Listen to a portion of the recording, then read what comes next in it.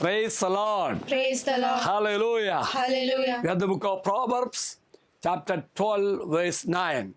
Better is a lovely man who provides for himself than one who pretends to be important but is without bread. We are the reflection of St. Teresa of Child Jesus. The value of our life does not depend on the place we occupy. It depends on the way we occupy that place.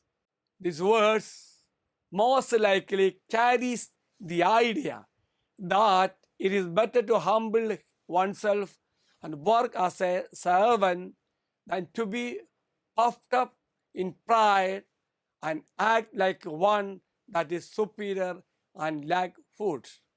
Let us pray. Almighty God, teach me the true value of life.